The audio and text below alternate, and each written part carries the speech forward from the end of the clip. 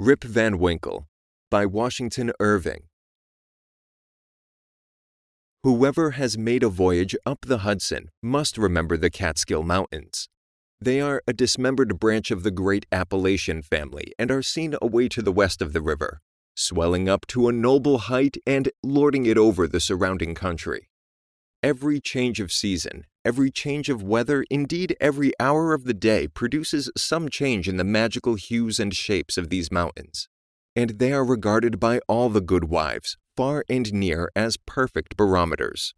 When the weather is fair and settled, they are clothed in blue and purple and print their bold outlines on the clear evening sky. But sometimes, when the rest of the landscape is cloudless, they will gather a hood of gray vapors about their summits, which, in the last rays of the setting sun, will glow and light up like a crown of glory. At the foot of these fairy mountains, the voyager may have descried the light smoke curling up from a village, whose shingle roofs gleam among the trees just where the blue tints of the upland melt away into the fresh green of the nearer landscape. It is a little village of great antiquity, having been founded by some of the Dutch colonists in the early times of the province, just about the beginning of the government of the good Peter Stuyvesant, may he rest in peace. And there were some of the houses of the original settlers standing within a few years, built of small yellow bricks brought from Holland, having latticed windows and gable fronts surmounted with weathercocks. In that same village, and in one of these very houses, which, to tell the precise truth, was sadly time-worn and weather-beaten, there lived many years since, while the country was yet a province of Great Britain, a simple, good-natured fellow of the name Rip Van Winkle. He was a descendant of the Van Winkles who figured so gallantly in the chivalrous days of Peter Stuyvesant, and accompanied him to the siege of Fort Christina. He inherited, however, but little of the martial character of his ancestors. I have observed that he was a simple, good-natured man. He was, moreover, a kind neighbor and an obedient, henpecked husband. Indeed, to the latter circumstance might be owing that meekness of spirit which gained him such universal popularity. For those men are most apt to be obsequious and conciliating abroad, who are under the discipline of shrews at home. Their tempers doubtless are rendered pliant and malleable in the fiery furnace of domestic tribulation, and a curtain lecture is worth all the sermons in the world for teaching the virtues of patience and long-suffering. A termagant wife may, therefore, in some respects be considered a tolerable blessing, and if so, Rip Van Winkle was thrice blessed. Certain it is that he was a great favorite among all the good wives of the village, who, as usual with the amiable sex, took his part in all family squabbles, and never failed, whenever they talked those matters over in their evening gossipings, to lay all the blame on Dame Van Winkle. The children of the village, too, would shout with joy whenever he approached. He assisted at their sports, made their playthings, taught them to fly kites and shoot marbles, and told them long stories of ghosts, witches, and Indians. Whenever he went dodging about the village, he was surrounded by a troop of them, hanging on his skirts, clambering on his back, and playing 1,000 tricks on him with impunity. And not a dog would bark at him throughout the neighborhood. The great error in Rip's composition was an insuperable aversion to all kinds of profitable labor. It could not be from the want of assiduity or perseverance, for he would sit on a wet rock with a rod as long and heavy as a Tartar's lance, and fish all day without a murmur, even though he should not be encouraged by a single nibble. He would carry a fowling piece on his shoulder for hours together, trudging through woods and swamps and up hill and down dale to shoot a few squirrels or wild pigeons.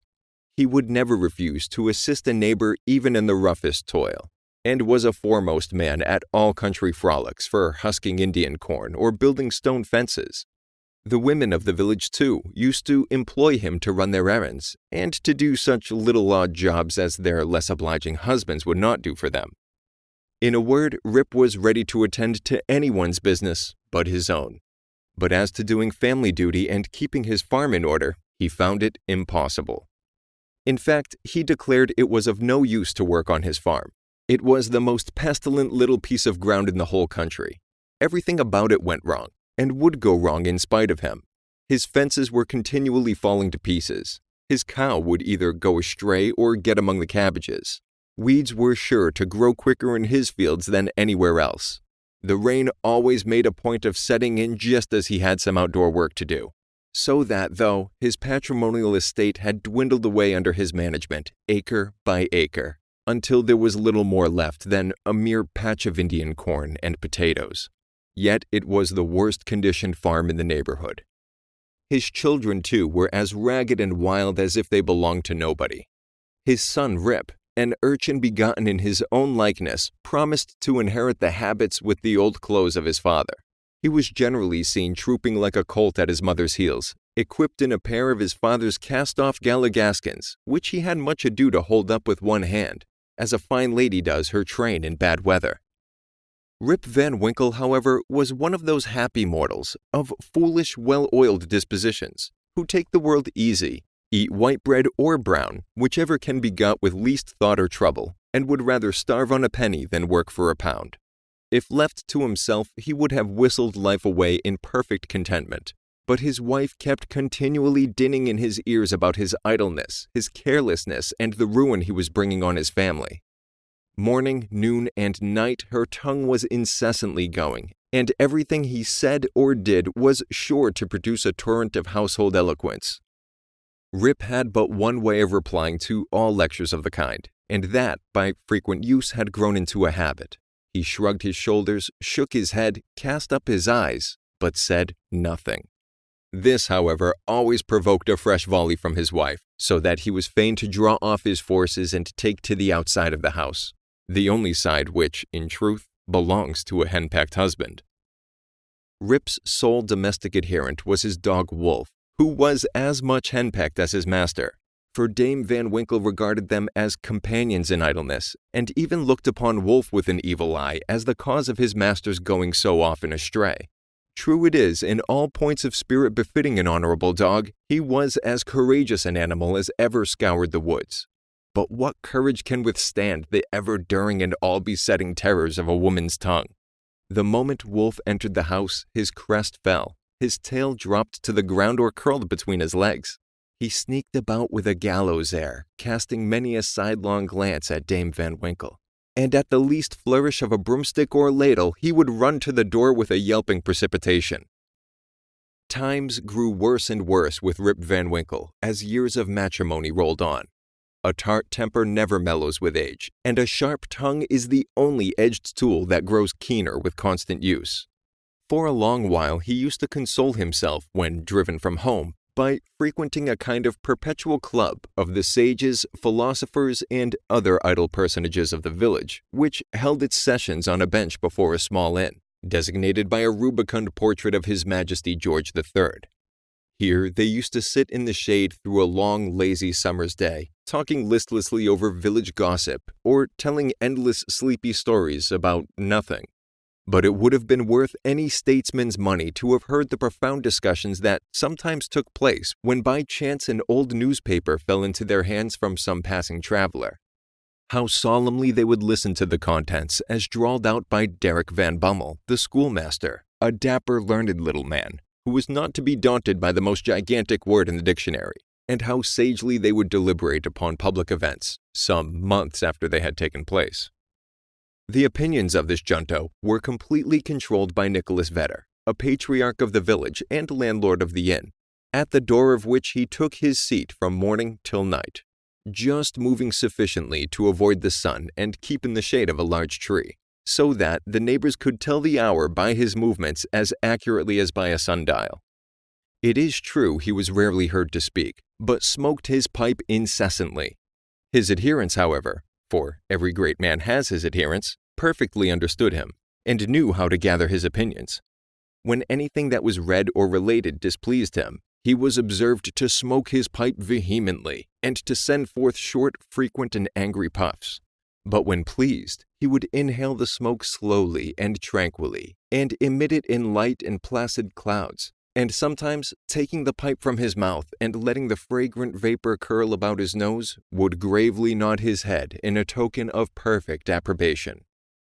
From even this stronghold, the unlucky Rip was at length routed by his termagant wife, who would suddenly break in upon the tranquillity of the assemblage and call the members all to naught. Nor was that august personage, Nicholas Vedder himself, sacred from the daring tongue of this terrible virago, who charged him outright with encouraging her husband in habits of idleness. Poor Rip was at last reduced almost to despair, and his only alternative to escape from the labor of the farm and the clamor of his wife was to take gun in hand and stroll away into the woods. Here he would sometimes seat himself at the foot of a tree and share the contents of his wallet with Wolf, with whom he sympathized as a fellow sufferer in persecution. "Poor Wolf," he would say, "thy mistress leads thee a dog's life of it, but never mind, my lad. Whilst I live, thou shalt never want a friend to stand by thee." Wolf would wag his tail, look wistfully in his master's face, and if dogs can feel pity, I verily believe he reciprocated the sentiment with all his heart. In a long ramble, of the kind of a fine autumnal day, Rip had unconsciously scrambled to one of the highest parts of the Catskill Mountains. He was after his favorite sport of squirrel shooting, and the still solitudes had echoed and re-echoed with the reports of his gun. Panting and fatigued, he threw himself late in the afternoon on a green knoll, covered with mountain herbage that crowned the brow of a precipice. From an opening between the trees, he could overlook all the lower country for many a mile of rich woodland. He saw at a distance the lordly Hudson, far, far below him, moving on its silent but majestic course with the reflection of a purple cloud, or the sail of a lagging bark here and there sleeping on its glassy bosom, and at last losing itself in the blue highlands. On the other side, he looked down into a deep mountain glen, wild, lonely, and shagged, the bottom filled with fragments from the impending cliffs, and scarcely lighted by the reflected rays of the setting sun. For some time Rip lay musing on this scene. Evening was gradually advancing. The mountains began to throw their long blue shadows over the valleys. He saw that it would be dark long before he could reach the village, and he heaved a heavy sigh when he thought of encountering the terrors of Dame Van Winkle. As he was about to descend, he heard a voice from a distance, hallooing, "Rip Van Winkle! Rip Van Winkle!" He looked round, but could see nothing but a crow winging its solitary flight across the mountain. He thought his fancy must have deceived him, and turned again to descend, when he heard the same cry ring through the still evening air. "Rip Van Winkle! Rip Van Winkle!" At the same time, Wolf bristled up his back and gave a low growl, skulked to his master's side, looking fearfully down into the glen. Rip now felt a vague apprehension stealing over him. He looked anxiously in the same direction, and perceived a strange figure slowly toiling up the rocks, and bending under the weight of something he carried on his back. He was surprised to see any human being in this lonely and unfrequented place, but supposing it to be some one of the neighborhood in need of assistance, he hastened down to yield it. On nearer approach, he was still more surprised at the singularity of the stranger's appearance. He was a short, square-built old fellow, with thick bushy hair and a grizzled beard. His dress was of the antique Dutch fashion, a cloth jerkin strapped around the waist, several pair of breeches, the outer one of ample volume, decorated with rows of buttons down the sides and bunches at the knees. He bore on his shoulder a stout keg that seemed full of liquor, and made signs for Rip to approach and assist him with the load. Though rather shy and distrustful of this new acquaintance, Rip complied with his usual alacrity, and mutually relieving one another, they clambered up a narrow gully, apparently the dry bed of a mountain torrent. As they ascended, Rip every now and then heard long rolling peals, like distant thunder, that seemed to issue out of a deep ravine, or rather cleft between lofty rocks toward which their rugged path conducted. He paused for an instant, but supposing it to be the muttering of one of those transient thunder showers which often take place in mountain heights, he proceeded. Passing through the ravine, they came to a hollow, like a small amphitheater, surrounded by perpendicular precipices, over the brinks of which impending trees shot their branches so that you only caught glimpses of the azure sky and the bright evening cloud. During the whole time, Rip and his companion had labored on in silence, for though the former marveled greatly at what could be the object of carrying a keg of liquor up this wild mountain, yet there was something strange and incomprehensible about the unknown that inspired awe and checked familiarity. On entering the amphitheater, new objects of wonder presented themselves. On a level spot in the center was a company of odd-looking personages playing at ninepins. They were dressed in a quaint, outlandish fashion. Some wore short doublets, others jerkins with long knives in their belts, and most of them had enormous breeches of similar style to that of the guides. Their visages, too, were peculiar.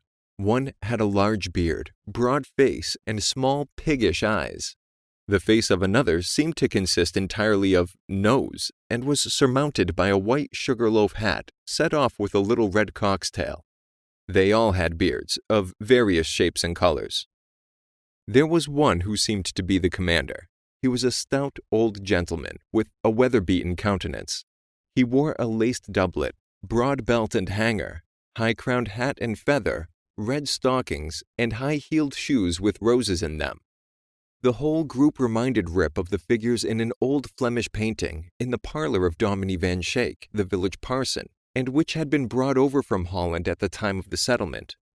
What seemed particularly odd to Rip was that though these folks were evidently amusing themselves, yet they maintained the gravest faces, the most mysterious silence, and were, withal, the most melancholy party of pleasure he had ever witnessed. Nothing interrupted the stillness of the scene but the noise of the balls, which, whenever they were rolled, echoed along the mountains like rumbling peals of thunder. As Rip and his companion approached them, they suddenly desisted from their play, and stared at them with such fixed, statue-like gaze and such strange, uncouth, lackluster countenances that his heart turned within him and his knees smote together. His companion now emptied the contents of the keg into large flagons, and made signs to him to wait upon the company. He obeyed with fear and trembling. They quaffed the liquor in profound silence and then returned to their game. By degrees, Rip's awe and apprehension subsided. He even ventured, when no eye was fixed upon him, to taste the beverage, which he found had much of the flavor of excellent Hollands. He was naturally a thirsty soul, and was soon tempted to repeat the draught. One taste provoked another, and he reiterated his visits to the flagon so often that at length his senses were overpowered. His eyes swam in his head gradually declined, and he fell into a deep sleep.